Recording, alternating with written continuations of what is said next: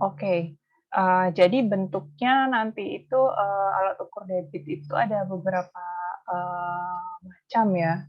Jadi seperti yang, dilakukan di praktikum, hidrolika dulu juga kita pakai macam-macam, ada yang pakai ambang tipis, ada yang, pakai ambang lebar, terus habis itu ambang tipisnya ada yang segitiga, ada yang persegi gitu kan. Di sini juga, penggunaan di lapangan juga macam-macam. Jadi ada kalau di foto ini kalian bisa lihat di, sebelah kiri itu ada yang bentuk trapesium, di tengah itu, berupa ambang lebar, dan yang di sebelah kanan itu, berupa, bentuk persegi.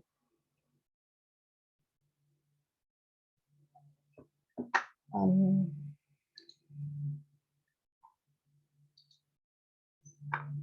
aduh, oke.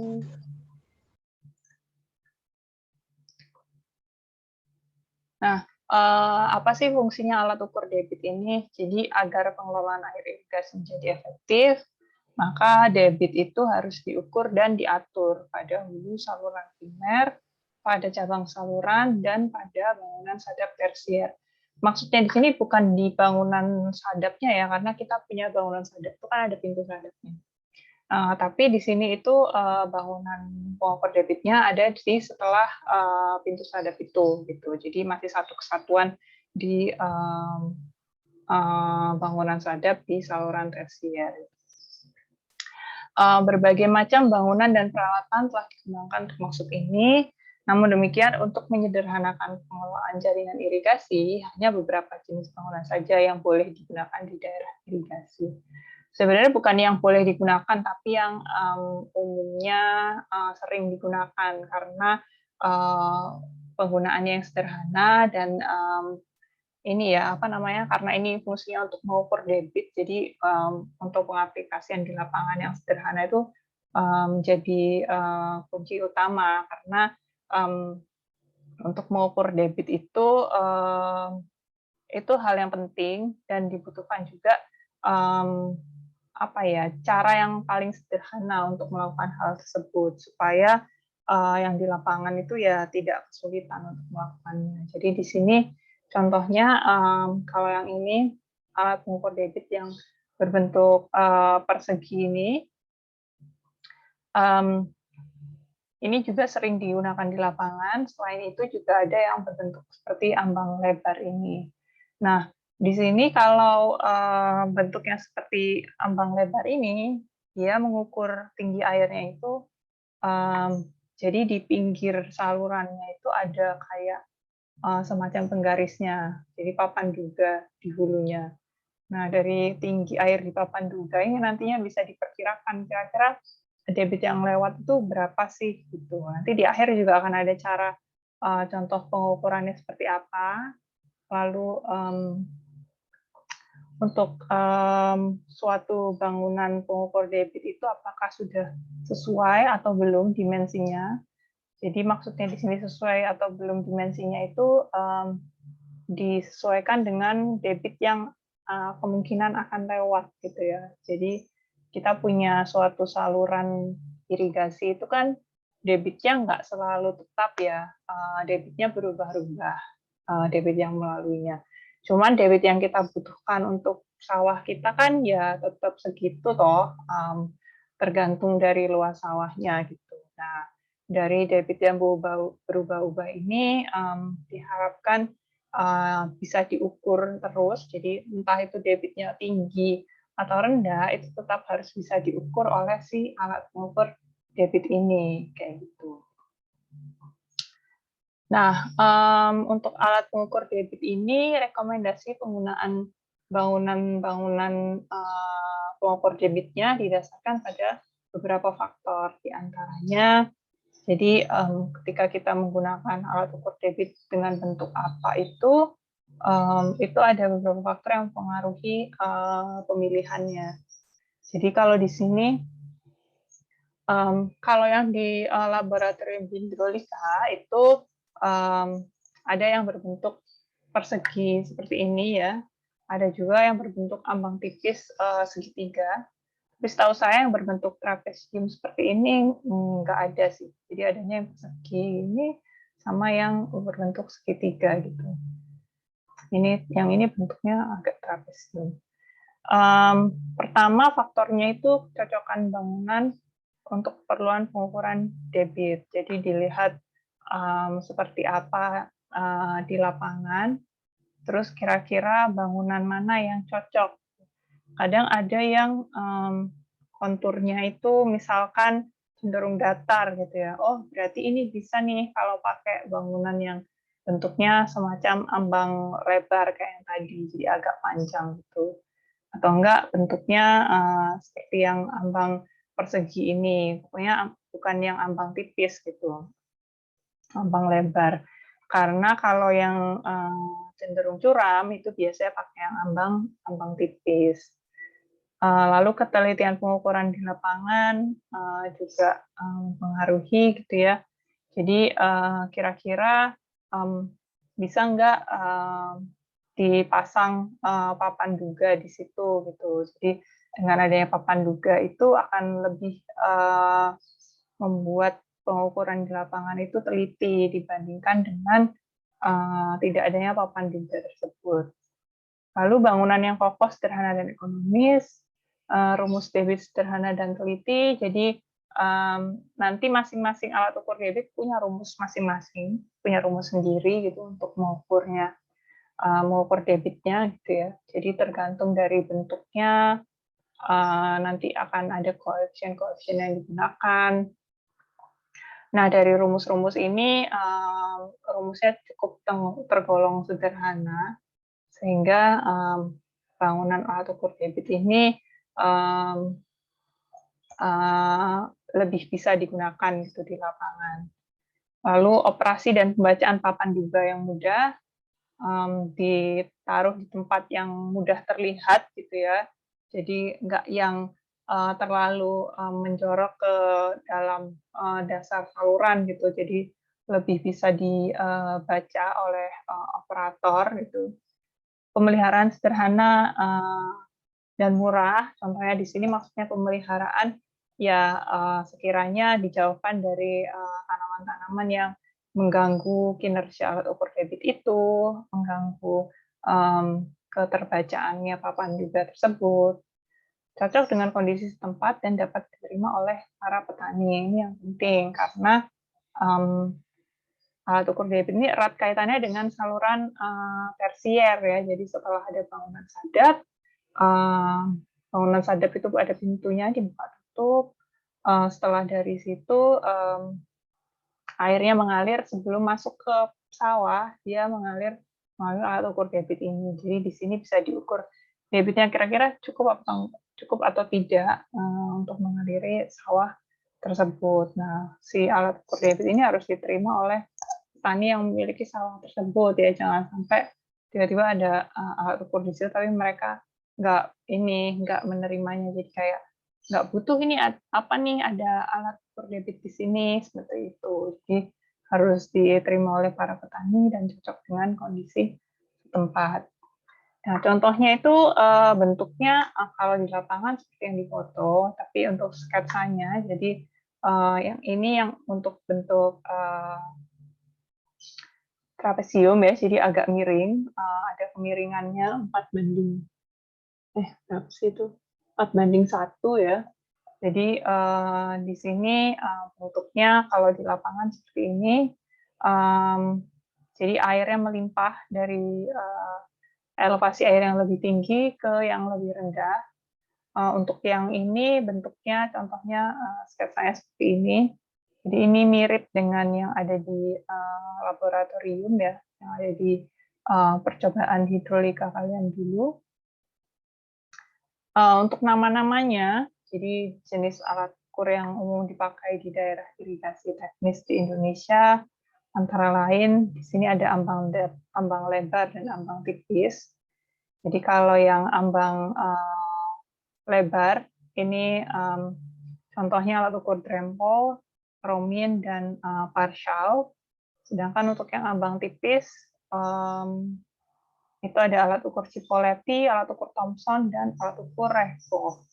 Jadi kalau yang ini berdasarkan namanya udah terlihat mana yang ambang tipis, mana yang ambang lebar ya. Jadi kalau dilihat di sini ini cenderung kecil, ini berarti ambang tipis. Tapi kalau yang ambang lebar itu contohnya yang seperti ini ambang lebar.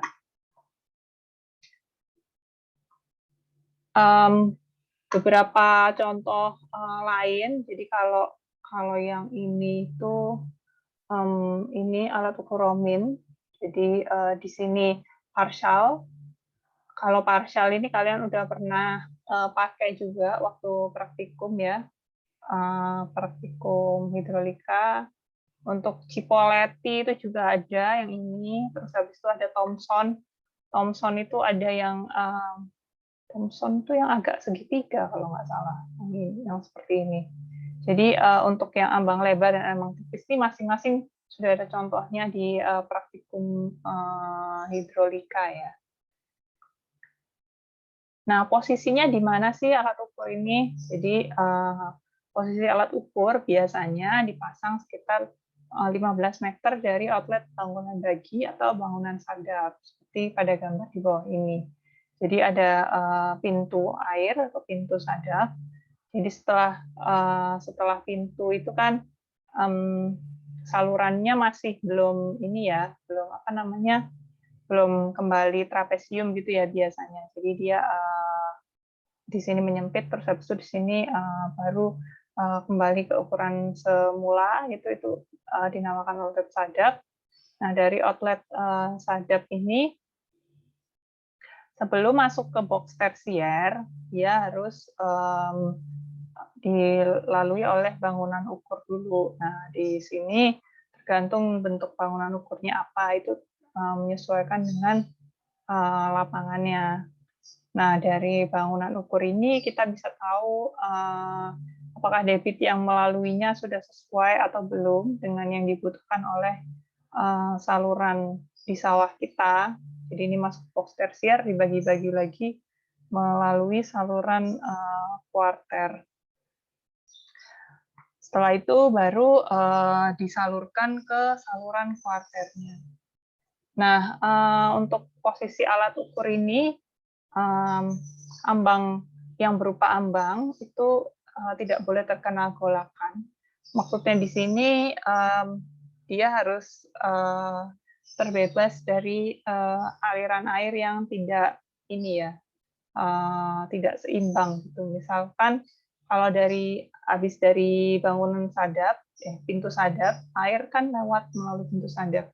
Biasanya air yang lewat melalui bawah pintu itu dia cenderung belum stabil, dan nanti seiring dengan air tersebut mengalir gitu dengan jarak tertentu, lalu dia sudah bisa kembali stabil ke ketinggian yang seharusnya gitu ya. Jadi di situ ada semacam lonjakan hidrolik lalu kembali normal itu setelah beberapa saat.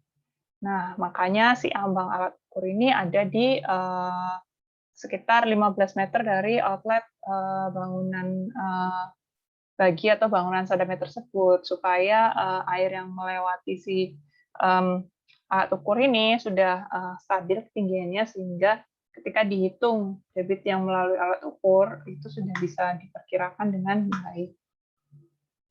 Saluran dihindari berjajar 3 dari box tersier, maksudnya di sini ada box tersier. Saluran dari box tersier ini ada yang keluar menuju ke petak-petak sawah petak-petak sawah kuarter di satu petak tersier gitu ya. Maksudnya di sini satu box tersier ini tidak boleh keluar ke maksimal 2 saluran kuarter aja. Jadi kalau 3 itu sebaiknya dia dialirkan lagi ke saluran tersier, lalu dibuat lagi box tersier setelahnya. Seperti itu. Lalu saluran pembuang bisa memanfaatkan alur alam untuk penghematan. Ini sebenarnya lebih ke posisi saluran pembuangnya ya, bukan mengenai posisi alat ukurnya. Lalu penggunaan alat ukur hanya dipergunakan untuk mengukur besarnya debit yang disadap di saluran tersier gitu. Jadi yang diukur di sini memang masing-masing saluran tersier atau enggak ke masing-masing petak tersier. Makanya dia ada di setiap setelah pintu sadap. Untuk daerah yang miring, ini maksudnya daerah dengan kemiringan yang besar, biasanya pakai alat ukur Cipoletti atau Thomson. Sedangkan untuk daerah yang cenderung datar, itu biasanya menggunakan alat ukur ambang lebar seperti Dremel, Romin, dan Proctor. Nah, kenapa ambang lebar ini lebih cenderung dipakai di daerah yang datar? Karena dia lebih butuh ini ya, apa namanya, lokasi yang panjang. Jadi ketika panjangnya itu mengalami perubahan elevasi sepanjang alat ukur itu, maka alat ukur itu akan sulit untuk dibangun di lokasi tersebut. Makanya lebih disarankan pada daerah yang datar digunakannya. Sedangkan untuk daerah yang cenderung miring atau memiliki kemiringan yang besar, ini yang dipakai biasanya alat ukur yang ambang tipis, contohnya Cipoletti atau Thomson. Untuk alat ukur Dremel, ini bangunan ukur ambang lebar.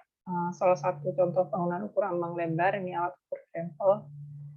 Ini dianjurkan karena bangunannya kokoh dan mudah dibuat. Nah, di alat ukur Dremel ini bentuk mercunya beraneka ragam, gitu ya, nggak cuma kotak aja, tapi ada yang kotak terus sebelahnya membulat atau keduanya membulat. Ini juga geometrinya tergantung kondisi alirannya, dan nantinya juga akan mengaruhi debit yang diukur. Jadi ntar koefisiennya juga berbeda gitu. Namun bentuk normalnya atau bentuk umumnya seperti pada gambar ini, jadi hubungan dari si alat ukur Dremel terhadap debit ini dilihat dari tinggi muka air hulu yang nantinya akan dibuat untuk memperhitungkan besarnya debit yang lewat. Jadi di hulunya itu biasanya sudah ada papan duganya. Jadi dari papan duga ini bisa terlihat tinggi air di hulunya itu berapa sebelum lewat si ambang lebarnya ini. Nah, bentuknya seperti ini. Untuk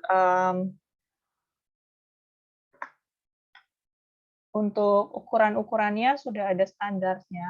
Jadi di sini ada lebarnya itu berapa. Lebarnya itu tergantung dari ketinggian H1 maksimumnya. Jadi untuk lebar dari ambang tersebut itu mengikuti ketinggian dari air di hulunya. Jadi lebih dari 1,75 ketinggian air di hulu.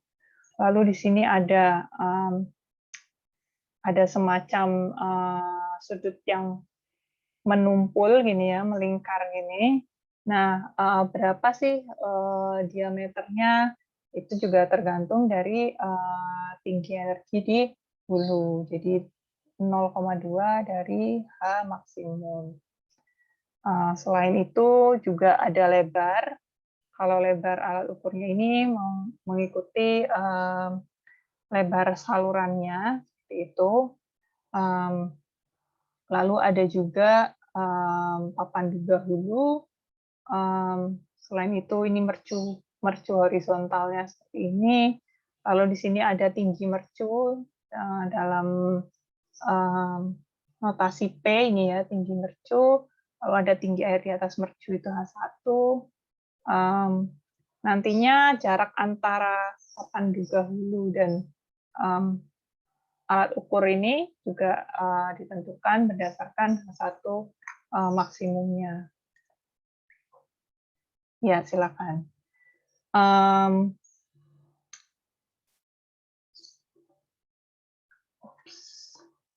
Nah, untuk cara perhitungan debitnya, jadi bagaimana kita tahu besarnya debit yang lewat alat ukur ini. Jadi di sini ada koefisien debit. CD dan CV. Jadi ada CD itu koefisien debit, CV itu koefisien dari kecepatannya. Nah, di sini bisa diperkirakan debitnya ketika kita mengetahui CD dan CV, kita lebar saluran dan tinggi energi di hulu. Jadi di sini ada H1 itu tinggi energi di hulu. Selain itu, H1 ini bisa dibuat untuk menghitung CD.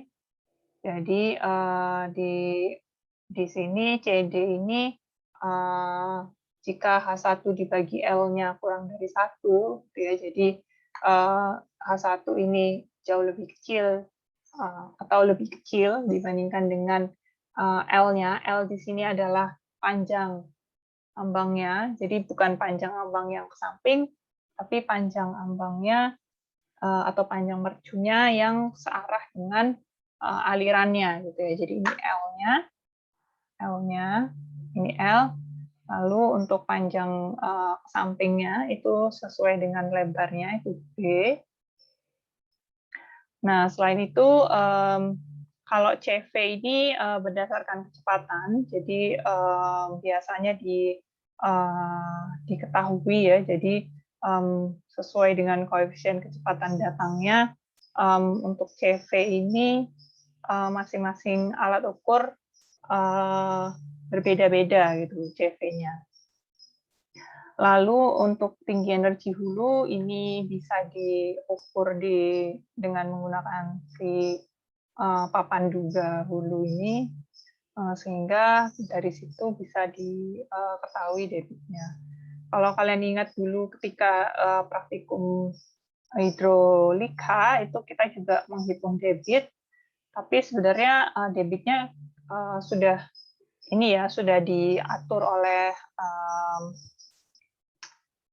oleh pompa yang ada di lab. Jadi ketika menghitung debit untuk percobaan, misalkan di situ ada percobaan ambang tipis, gitu ya, nantinya debitnya harusnya sama dengan debit yang diukur ketika menghitung di percobaan current meter atau partial flow seperti itu. Sehingga jika adanya perbedaan, oh berarti itu dari ininya ketelitian perhitungannya atau enggak penggunaan koefisiennya seperti itu. Karena seharusnya dalam satu aliran yang sama debitnya itu sama karena tidak adanya bocoran atau rintangan-rintangan yang berarti. Gitu. Nah, untuk alat ukur Cipoletti ini prinsipnya mirip ya seperti ambang yang tadi, tapi kalau yang tadi ambang lebar, yang alat ukur Cipoletti ini ambang tajam. Gitu. Nah, alat ukur Cipoletti ini memiliki potongan kontrol trapesium, jadi dengan bentuk trapesium ini dengan mercu horizontal dan sisi-sisinya miring ke samping, jadi mercunya tipis, gitu ya, karena namanya ambang tajam, mercunya tipis, terus kemiringan ke sampingnya 4:1, di mana ini maksudnya 4 vertikal sama dengan 4 vertikal dibanding 1 horizontal. Nah, untuk pengukuran debitnya sendiri sudah ada CD dan CV-nya. Jadi kalau misalkan yang tadi CV tidak diketahui itu bisa menggunakan angka 1 ya, jadi mendekati 1 gitu. Sedangkan untuk CD-nya kalau yang tadi kita harus menghitung berdasarkan tinggi airnya, namun untuk yang alat ukur Cipoletti ini dengan bentuk trapesium dan kemiringan dindingnya itu 4:1, itu koefisien debitnya 0,68. Sehingga bisa diukur debit yang lewat alat ukur Cipoletti ini ketika kita sudah mengetahui si lebar mercunya itu B1 dan tinggi air di atas alat ukur atau di atas mercunya atau H1. Jadi dari situ bisa kita ketahui debit yang lewat itu berapa. Jadi kalau alat ukur Cipoletti ini mirip yang kalau di gambar yang tadi itu yang ini ya, yang di gambar sebelah kanan bawah ini. Ups.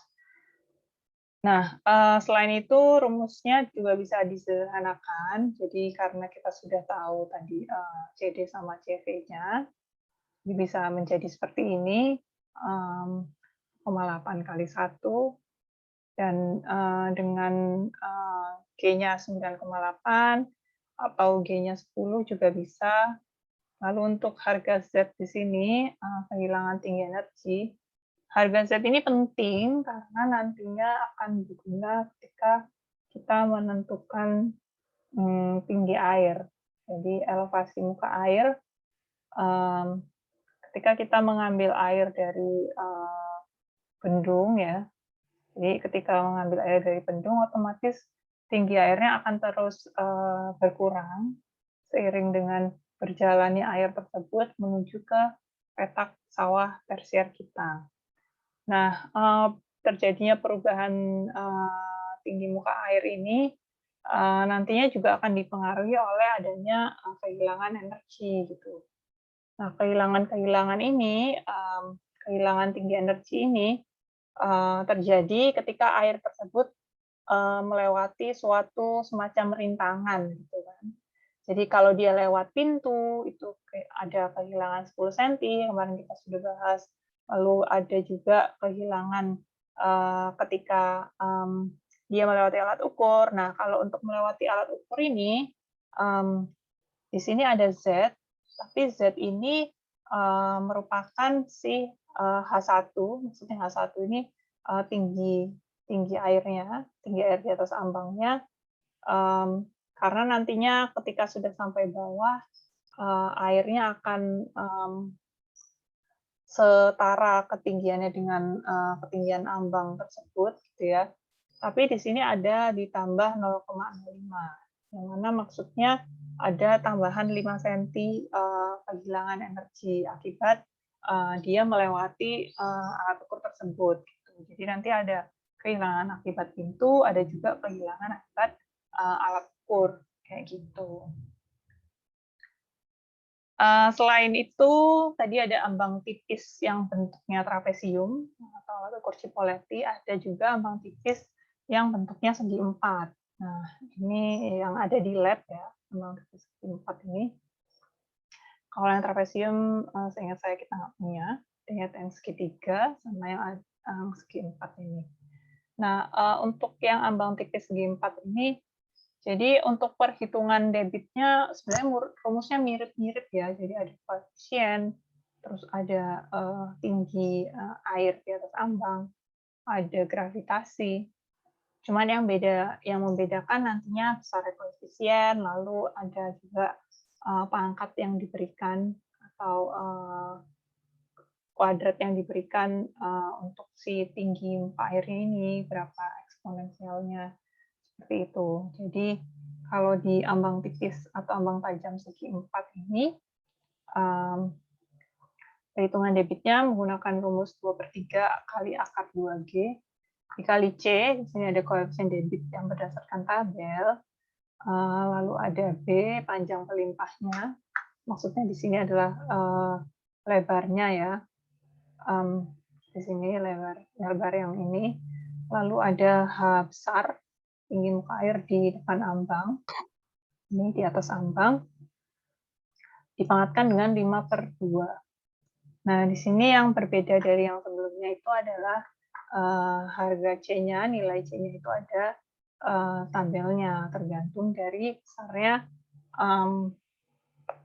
ambang terhadap lebar sebelum ambang. Gitu ya. Jadi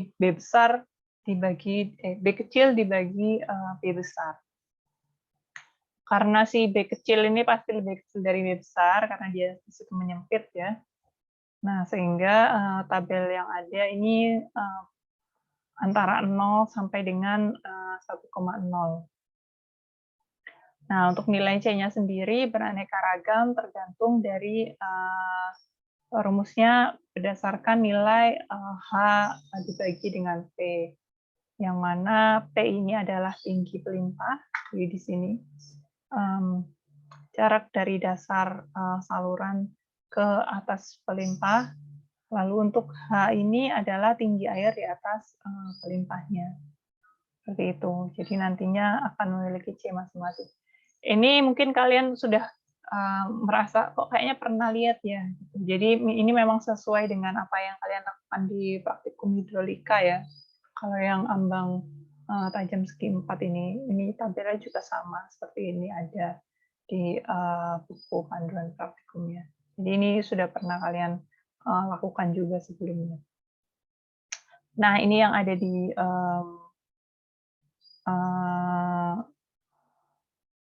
laboratorium juga, jadi ambang tajam segitiga atau Thomson.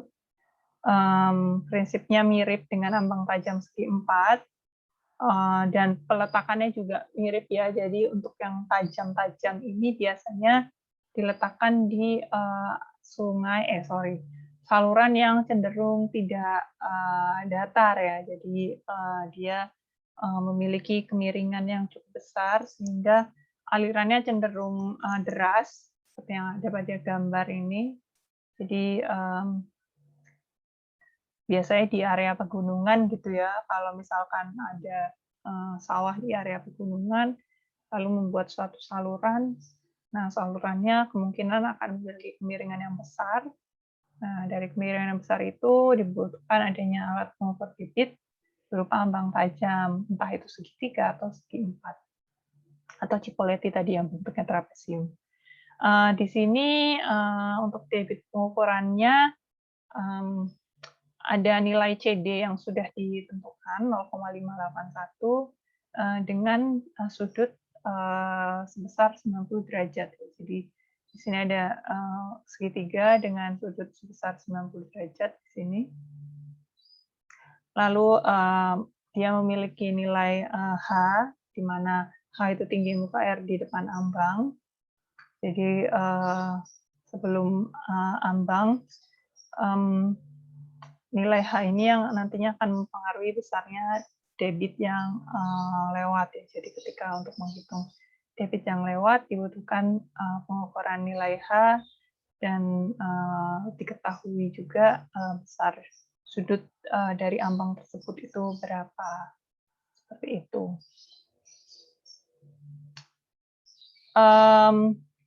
Itu tadi mengenai ambang tipis. Lalu untuk yang ambang lebar, salah satunya tadi kita sudah mention juga di awal, alat ukur Romin. Nah, pintu Romin ini adalah alat ukur ambang lebar yang bisa digerakkan untuk mengatur dan mengukur debit di dalam saluran irigasi. Nah, supaya dia bisa bergerak, mercunya itu tidak dibuat dari beton, tapi dari pelat baja. Karena kalau dari beton nggak bisa digerakkan. Dan dipasang di atas pintu sorong, pintu ini dihubungkan dengan alat pengangkat. Contohnya mungkin dari sketsa ini agak sulit dipahami ya. Cuman di sini ketika ada aliran gitu, nah nantinya ini tuh bisa dinaik turunkan si pintunya ini. Jadi pintunya ini berupa alat ukur ambang lebar. Di ambang lebarnya ini bisa dinaik turunkan tergantung dari tingginya aliran yang nantinya akan lewat itu. Nah, muka hilir vertikalnya di sini, lalu di sini ada pelat pengangkutnya. Untuk bentuknya itu juga disesuaikan dengan H maksimum dari aliran yang akan lewat gitu ya. Di sini untuk mengukur debitnya rumusnya kurang lebih mirip dengan yang sebelumnya. Jadi di sini ada CD dan CV, ada nilai G gravitasi juga, lalu ada lebar meja, maksudnya di sini adalah lebar si pintu Rominnya ini. Jadi memang bentuknya seperti meja, nanti akan ada contoh gambar ketika dia dilihat dari depan, gitu ya, bukan dari samping seperti ini. Lalu ada H1, ini tinggi energi hulu di atas meja. Lalu untuk koefisien debitnya bisa dihitung berdasarkan nilai H1 dibagi L-nya.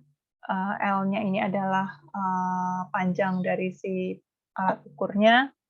Ini panjang searah dengan alirannya ya, bukan menyamping, tapi panjang searah aliran. Lalu H1 ini adalah tinggi energi di atas meja, di mana bisa dihitung berdasarkan dengan tinggi air di hulu, gitu. Dan kecepatan di hulunya. Nah, contoh lebih jelasnya seperti ini. Jadi bentuk mejanya itu kayak gini. Jadi ini meja, terus ini semacam karena namanya pintu Romin ya. Jadi semacam ada kayak pintunya gitu. Nah, ini bisa dinaik turunkan sesuai dengan muka airnya. Nah, di sini ada muka air rencana, ada papan duga juga untuk mengukur tinggi airnya di sini. Dari sini nantinya airnya mengalir dari kiri ke kanan. Jadi papan duga ini tempatnya selalu di hulu. Jadi ada papan duga di sini, air mengalir dari kiri ke kanan, nanti melimpah melalui si bangunan ukur Romin ini, lalu di sini dia turun ke bawah. Nah, yang bisa dinaik turunkan itu pintu pengukurnya ini. Jadi ini semacam sebenarnya dia ambang, cuman kayak hanya satu lapisan gitu ya. Jadi nggak yang kalau tadi ambang lebar yang bentuknya beton itu kan dia punya di sini ada bagiannya juga ya. Cuman kalau ini dia bentuknya hanya semacam kayak piring gitu. Nah, kalau di lapangan ini agak burem, bentuknya seperti ini. Jadi dari sana dia melimpah ke bawah gitu ya. Jadi ini bisa kelihatan ini piringnya. Jadi bentuk piringnya kayak gini, yang ini. Sorry. Nah, di sini ada alat ukurnya. Jadi sebelum dia melimpah gitu ya, papan duganya. Contohnya di sini ini ada papan duganya. Dari papan duganya nanti bisa terlihat tinggi airnya berapa yang lewat, sehingga bisa kita ketahui, oh ternyata besar debitnya yang lewat sebesar ini, kayak gitu. Sebenarnya untuk mengukur debit ini gampang-gampang susah ya, cuman yang penting di sini adalah adanya si papan duga ini. Jadi kalau kalian nggak tahu di sini udah pada kuliah lapangan belum ya? Kalau kuliah lapangan ke suatu bendung, misalnya bendung, nah air dari bendung tersebut atau air yang menuju ke bendung tersebut kan pasti dibawa oleh suatu saluran. Nah, selain di saluran tersebut, papan duga ini biasanya juga ada di bendung tersebut. Cuman kalau di bendung, biasanya papan duga ini cuman benar-benar berfungsi hanya sebagai mengukur elevasinya aja. Jadi kira-kira elevasi muka air di bendung ini sudah setinggi apa, kayak gitu. Apakah sudah sesuai dengan yang seharusnya, atau masih kurang, atau lebih dari yang seharusnya. Itu di situ juga ada alat ukurnya. Jadi kalau yang di saluran seperti ini, papan duganya lebih berfungsi ke selain untuk mengetahui tinggi airnya, dia juga nantinya bisa digunakan untuk mengukur debit yang lewat saluran tersebut. Nah, contohnya seperti ini. Jadi di sini contohnya pakai drempel karena memang drempel yang sering digunakan dan dia lebih bisa digunakan di berbagai lokasi ya yang cenderung tidak curam. Jadi ada suatu saluran misalnya dengan debit sebagai berikut, dengan data sebagai berikut, debit sebesar 0,12, lalu kemiringan saluran sebesar 0,0004 dengan koefisien Manning 0,02, lebar saluran sama dengan tinggi air di saluran, dan kemiringan talut 1:1, ini berarti salurannya trapesium.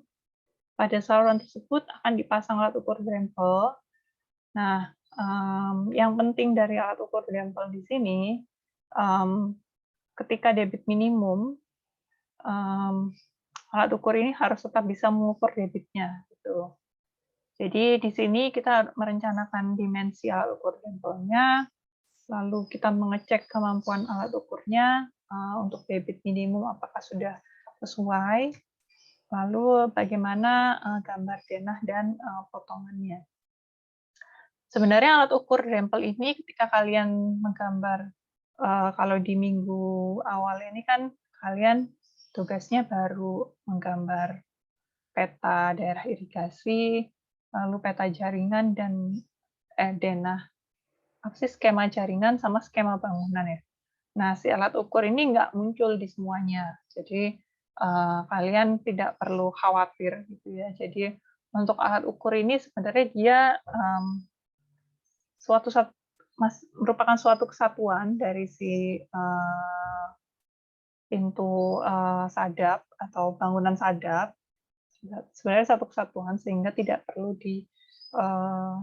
dimention gitu, misalkan kalian menggambar bangunan sadap sini ada alat ukur drempel. Enggak, itu emang sudah satu paket gitu. Cuman nantinya alat ukur drempel ini mempengaruhi ketika kalian mengukur elevasi muka air. Jadi ketika kalian menggambar potongan dari suatu denah, nah nanti di denah tersebut dia baru kemungkinan muncul. Jadi karena denah itu biasanya meng-highlight suatu titik gitu ya, di titik tersebut apakah itu ada bangunan bagi atau bangunan sadap atau bagi sadap. Nah, nanti di situ karena si alat ukur drempel ini letaknya kurang lebih 15 meter dari outlet bangunan sadap gitu ya. Kalau memang si gambar denahnya itu sampai ke situ gitu ya, jadi agak jauh ngambilnya atau memang karena skala yang digunakan sesuai gitu, skala yang digunakan, oh ternyata dengan skala sekian dari titik ini tuh bisa nyampe sekian meter saluran tersier, misalnya dari situ bisa didapatkan sekitar 30 meter nih saluran tersiernya yang keambil. Berarti kan otomatis alat ukur drempelnya kelihatan ya. Nah, baru kayak gitu berarti oh kegambar nih alat ukur drempelnya. Tapi kalau memang skala yang digunakan tidak sampai situ gitu, ternyata alat ukur drempelnya nggak masuk di gambar, ya berarti nggak perlu digambar. Cuma nantinya kehilangan energi akibat alat ukur drempel ini ada dan itu harus diperhitungkan ketika kalian menentukan elevasi muka air salurannya gitu. Jadi kehilangan energi akibat alat ukur drempel ini akan memberi kontribusi ke total kehilangan energi yang terjadi. Jadi selain dari alat ukur drempel, dari pintu air juga, terus dari elevasi, perbedaan elevasinya juga, itu nantinya mempengaruhi perhitungan elevasi muka air di sawah kalian. Nah, pertama-tama, jadi di sini untuk yang soal pertama dimensi alat ukur. Dimensi alat ukur ini disesuaikan dengan dimensi salurannya. Jadi untuk dengan debit 0,12 meter kubik per detik, memiliki kecepatan sekian gitu ya. Jadi dari awal sudah ditentukan B sama dengan H, lalu memiliki kemiringan talut 1:1.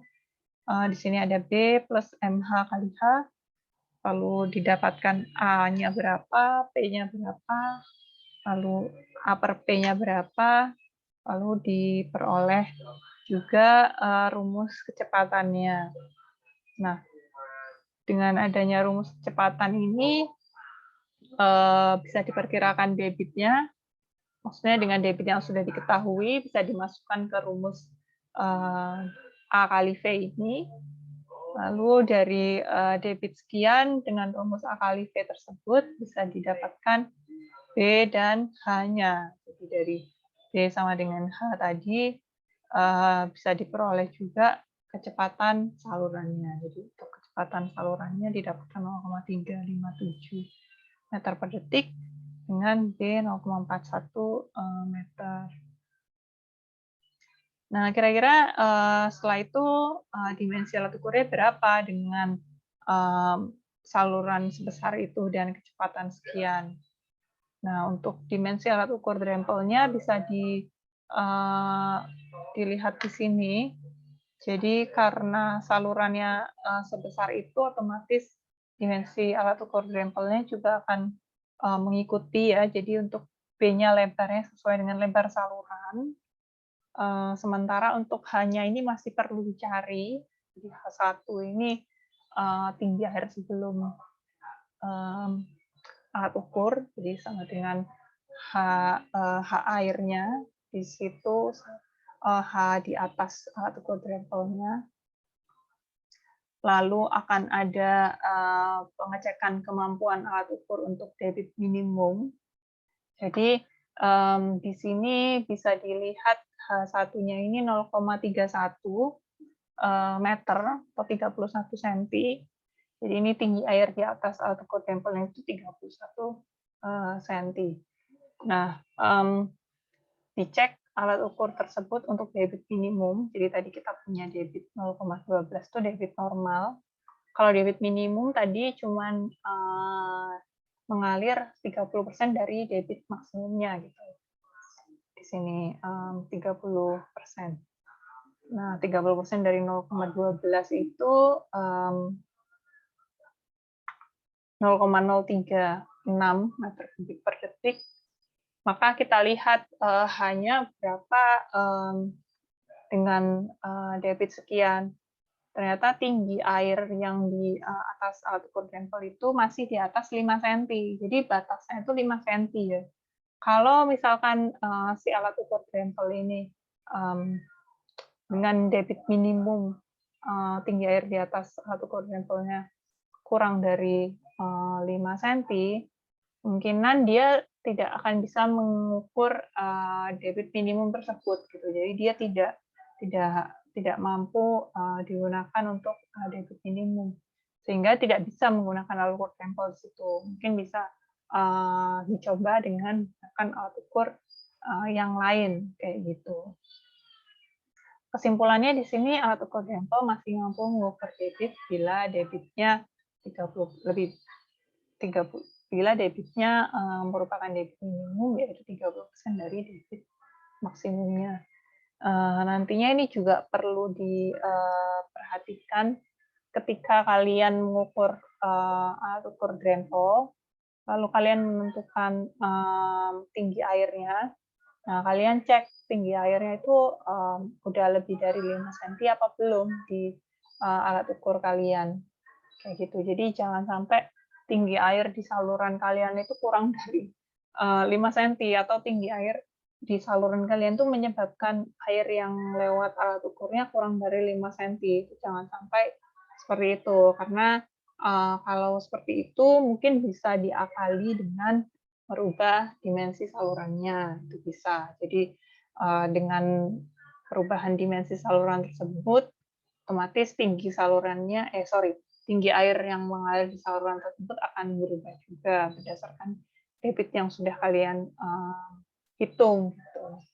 Jadi perlu diperhatikan jangan sampai air yang melewat alat ukurnya lebih kecil dari 5 cm. Karena itu kecil sekali ya kalau kurang dari 5 cm itu.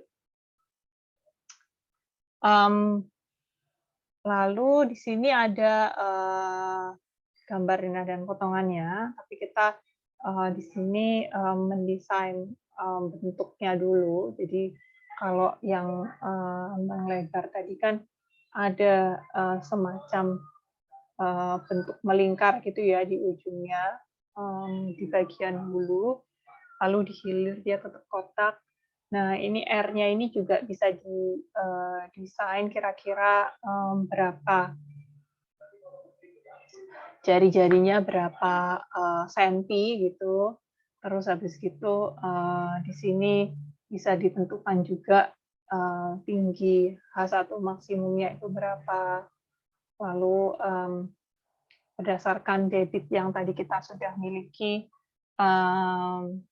panjang lebarnya itu berapa, panjang ambang lebarnya itu berapa gitu, L-nya itu berapa. Dengan rumus-rumus di sini bisa ditentukan bentuknya, sehingga nanti ketika dipotong, kalau dari denah ya terlihat, lalu ketika dipotong nanti bisa digambarkan juga tinggi airnya berapa, ketika lewat ambang, di atas ambang itu berapa, lalu ketika setelah ambang itu berapa. Jadi di sini ada semacam kehilangan ini, biasanya 5 cm 5 cm. Jadi total kehilangan di suatu alat ukur debit itu biasanya sebesar 10 cm. Karena sebelum dan sesudah dia ada kehilangan energi seperti itu. Untuk panjang L-nya ini tergantung dari besarnya H1 maksimum. Jadi ini sudah ditentukan rumusnya berdasarkan tadi. Di sini kalau kalian ingat ada gambar mana ya? Nah, ini ada di sini seharusnya 1,75 H1 maksimum. Lalu di sini ada 0,2 H1 maksimum kayak gitu. Jadi ini ada di KP juga. Mungkin kalian bisa lihat dari situ, bisa lihat di PPT ini juga menghitung besarnya, mendesain besarnya dimensi si alat ukur Dremel ini. Nah, bentuknya seperti ini, jadi dari air mengalir dari kiri ke kanan, gitu ya.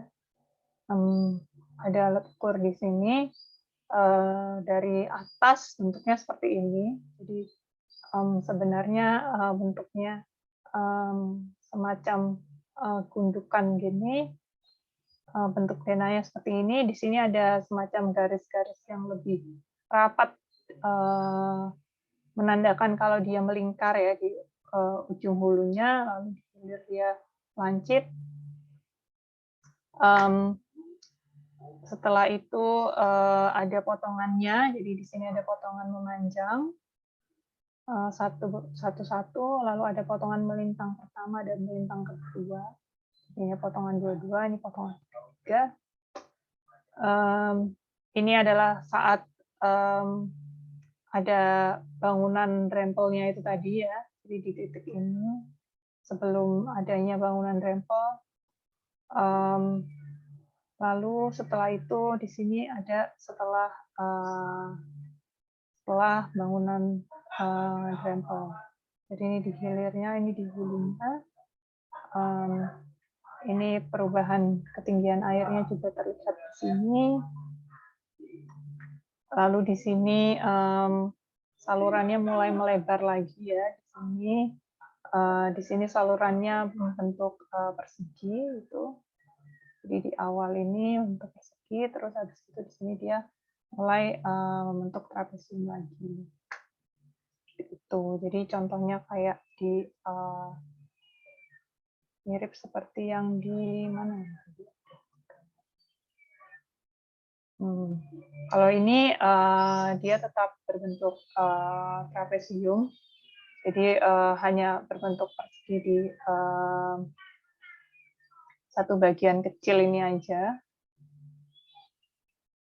Sedangkan kalau yang ini sudah berbentuk persegi, lalu nanti di sana setelah mencapai hilir dia akan kembali ke bentuk awalnya sebagai trapesium. Gitu.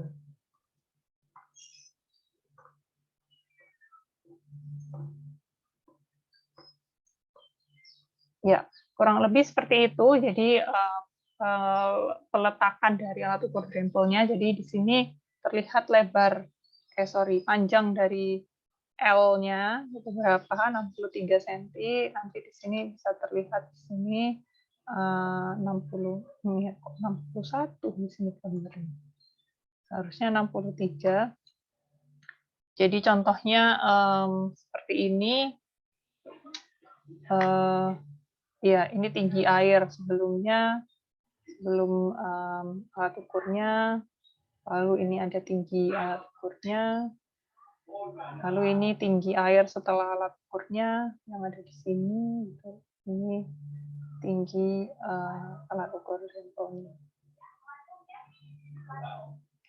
Nah, untuk alat ukur debit sudah habis materinya, tapi memang untuk penggunaannya di tugas besar kalian nantinya lebih ke ketika kalian menggunakan bangunan sadap, lalu ada saluran tersier setelah bangunan sadap.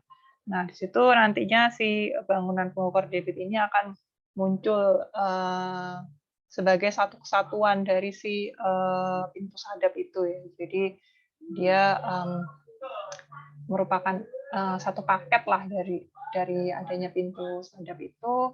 Sebelum alirannya kalian alirkan ke saluran-saluran kuarter sawah kalian, yang mana di tugas besar kalian kan tidak kalian desain ya saluran kuarternya, kalian hanya desain sampai dengan saluran tersiernya. Nah, di situ ada bangunan pengukur debit. Untuk lebih rincinya, maksudnya untuk mengenai penggunaan dan letaknya di mana, lalu macam-macamnya apa saja. Secara garis besar sudah saya sebutkan tadi, tapi kalau kalian mau membaca lebih lanjut lagi ada di KP. Jadi nantinya ketika kalian memang sudah saatnya mendesain, menghitung tinggi air, elevasi muka air di masing-masing saluran kalian, nantinya ini akan berguna.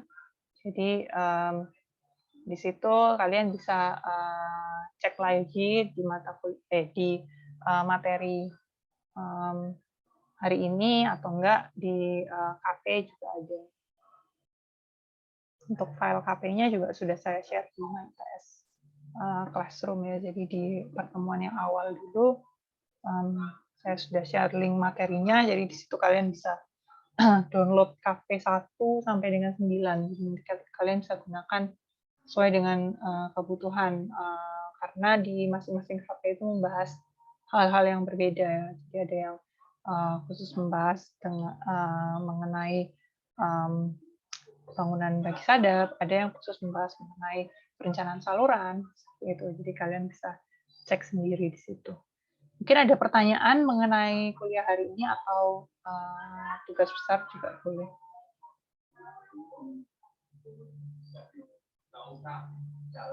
Mau tanya? Iya, silakan.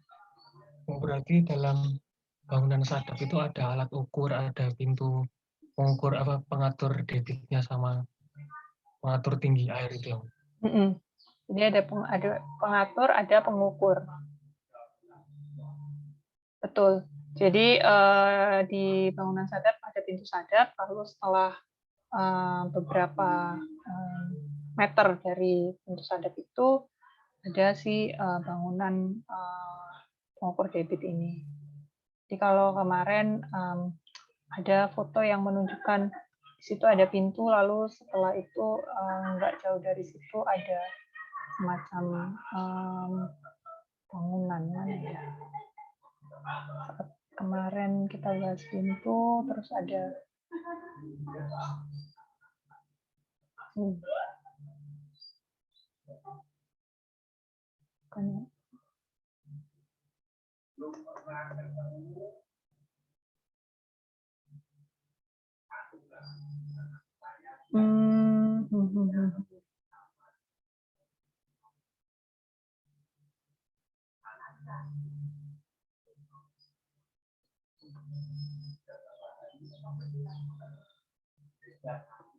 nah ini di sini ada pengatur, itu merupakan pintu.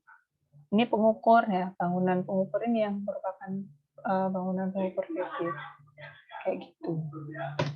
Jadi merupakan satu paket ya kalau misalkan di pintu sadap itu. Jadi di situ karena yang butuh diukur debitnya itu sebenarnya yang menuju langsung ke sawah. Jadi kalau misalkan masih dibagi lagi, itu cukup pakai bangunan pengatur aja sebenarnya. Cuman kalau udah mau langsung menuju ke sawah itu kan krusial karena debitnya harus sesuai dengan yang dibutuhkan sawah tersebut. Meskipun nantinya ada saluran pembuang, tapi at least debitnya tidak boleh kurang dari yang dibutuhkan si sawah tersebut. Dengan adanya bangunan pengukur ini bisa lebih cepat diketahui kalau misalkan debitnya kurang gitu. Misalkan debitnya kurang di situ, ya di sini diatur mungkin bisa bukaan pintunya diperbesar atau seperti apa, kayak gitu. Oke, makasih. Siap, sama-sama. Ada lagi? Cuman kalau di skema kalian, jadi kan kalian bikin skema jaringan sama skema bangunan ya. Nggak perlu dibilang di sini ada bangunan pengukur debit, enggak sih. Karena di situ yang perlu cuman yaitu bangunan bagi di mana, bangunan sadap di mana. Secara tidak langsung dia ketika ada bangunan sadap ya berarti di situ nggak jauh dari situ ada bangunan pengukur debit nantinya kayak gitu. Yang perlu ditaruh di skema bangunan itu ya bangunan-bangunan penolong. Kalau ini kan bangunan pelengkap. Bangunan penolong seperti jembatan, gorong-gorong, alang atau sipon, yang kayak gitu-gitu. Ada lagi? Ada kesulitan mengerjakan tugas besarnya? Mau tanya tugas besar boleh? Boleh. Mau tanya skema irigasi itu buat peta-petanya harus juga sudah dihitung debitnya atau gimana? Iya, sebenarnya iya. Jadi kalau misalkan belum dikosongi aja karena nanti kan pengukuran debit itu setelah kalian selesai menggambar itu kan kalian ngukur debit buat bisa tahu pendesainan salurannya ya. Kalau sudah diukur nggak apa-apa dimasukkan. Kalau belum dikosongi boleh sih harusnya. Itu pakai yang NFR itu kan ya? Iya betul. Nah itu rencananya akan saya adakan latihan menghitung, tapi bukan latihan yang kalian ngerjain. Maksudnya latihan soal kita bahas bareng-bareng, karena kalian kan secara tidak langsung sudah mengerjakannya, bukan sudah sih, akan mengerjakannya di tugas besar kalian. Jadi mungkin kemarin belum sempat ada contoh soal menghitung debit. Mungkin di pertemuan selanjutnya hari Senin itu nanti akan ada pembahasan soal mengenai itu ya.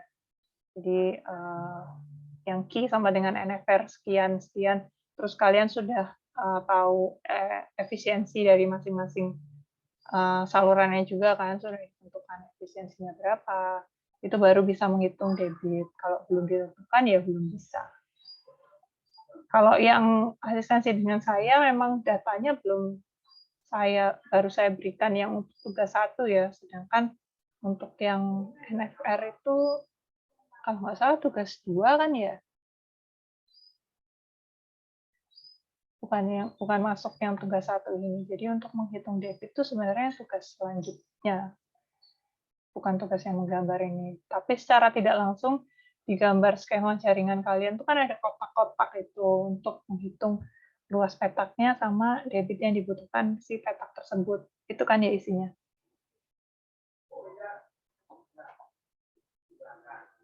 Nanti dikosongin aja nggak apa-apa. Iya, tergantung asistennya mau minta dikosongin apa diisi. Oh iya Bu. Sama tanya satu lagi Bu, buat debitnya itu cuman yang kotak-kotak itu aja kan ya Bu, nggak perlu ruas sekunder premiernya dihitung. Debitnya juga nggak perlu kan? Cuman petak tersier aja. Gini, jadi kalau debit itu kan petak tersier punya debit masing-masing. Tapi kalau untuk yang petak sekunder sama primer, itu nanti kan efisiensinya beda ya. Jadi dari situ kalian bisa menghitung debitnya lagi untuk yang primer sama sekunder berdasarkan luas petak yang dialiri tadi. Jadi di total luas petak yang dialiri, terus habis itu kalian gunakan efisiensi dari saluran yang bersangkutan. Jadi nggak bisa yang cuman kalian tambah aja antara debit petak tersiernya di total semua untuk saluran sekunder ini, nggak bisa kayak gitu karena si saluran sekundernya punya efisiensi sendiri kayak gitu. Jadi di skema dimasukkan juga atau enggak? Kalau di skema nggak kelihatan, Langsung. cuman nanti waktu ngitung dimensi saluran bakal dibutuhkan debit dari saluran primer sama sekundernya. Terima kasih. Oke, sama-sama. Ada lagi? Saya mau tanya, Bu. Silakan. Boleh share screen? Mau tanya. Sebentar.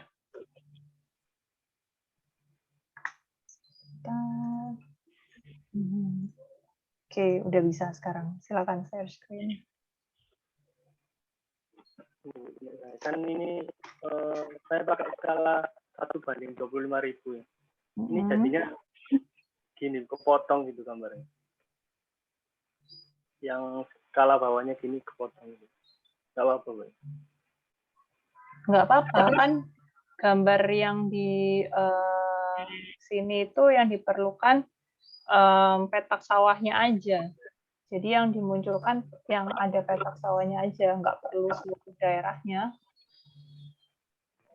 Terus banyak lagi ini untuk bagi sadap ini kan, untuk bangunan sadap ini saya kurang dari 90 derajat ini apa boleh atau enggak, Bu? Atau dikasih yang sebelah sini? Ini kan saya ngikutin jalan. Oh, iya nggak masalah kalau ikutin jalan. Tapi kurang dari 90 derajat nggak apa-apa. Kurang dari 90 derajat. Bukannya memang 0 sampai 90 ya? Ini nekuk gini nggak apa-apa, Bu? Kan nggak apa-apa. Nggak apa-apa. Bentar. Itu apa? Bangunan sadap ya? Iya, oke. Oke. Terus ini bangunan sadapnya di sini tapi bisa nyalurkan ke sini kan nggak oke, Bu, ya? Yang ke sini. Jadi tiap petak sawah itu punya bangunan sadap masing-masing ya.